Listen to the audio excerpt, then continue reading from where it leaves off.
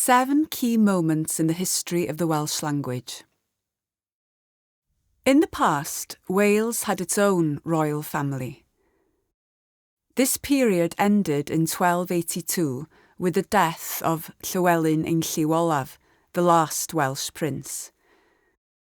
As a result of Llywelyn's death, Wales lost its independence and fell under English rule.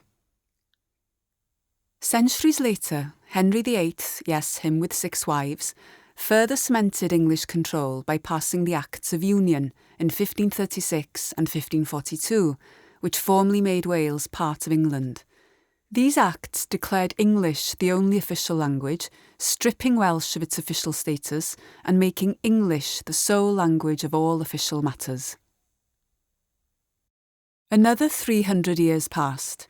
Although the Welsh language still had no official status, it survived. It continued to be the language of the home, chapel, and school. Things changed, however, when 3 officers were appointed to investigate the standard of education in Wales.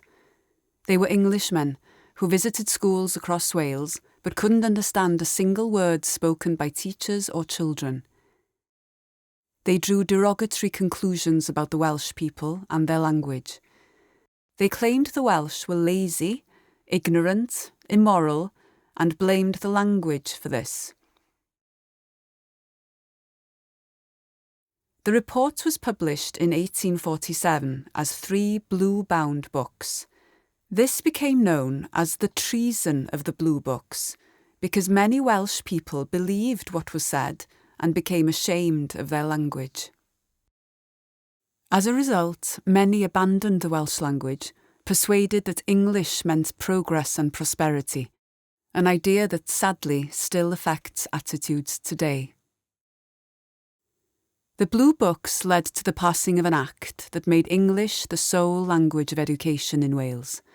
However, prohibiting the use of Welsh in the classroom was not enough for the authorities. They were opposed to all use of the Welsh language in schools, even during playtime. To enforce this, the Welsh knot was introduced, a piece of wood on a string with the letters WN carved into it.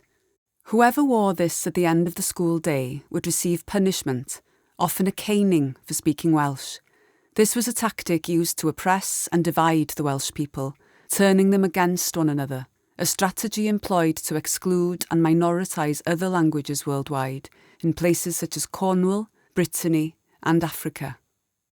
This situation persisted until the middle of the last century.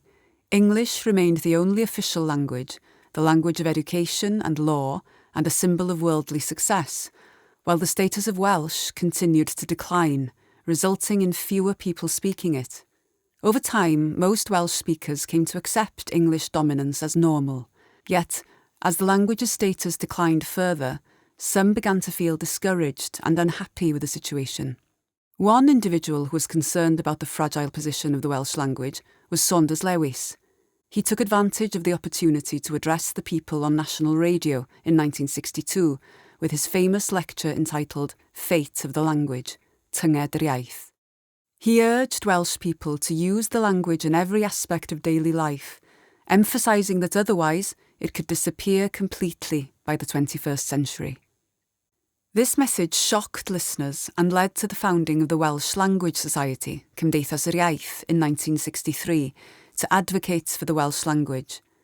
Thanks to the Society's campaigns and the many individuals who were imprisoned for fighting for the language, Wales now has bilingual signage, Welsh education, a Welsh legal system, and Welsh language radio and television channels.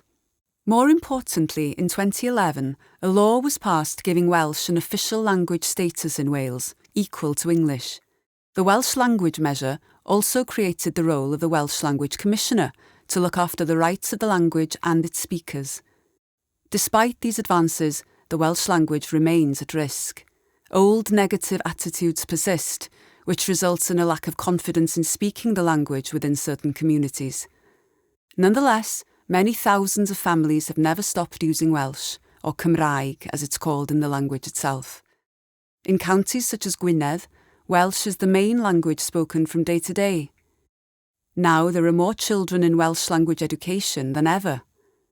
There is also a clear and confident aim by the Welsh Government to increase the number of Welsh speakers in Wales to 1 million by 2050. With these efforts and a renewed sense of pride, the Welsh language faces the future with great hope and determination.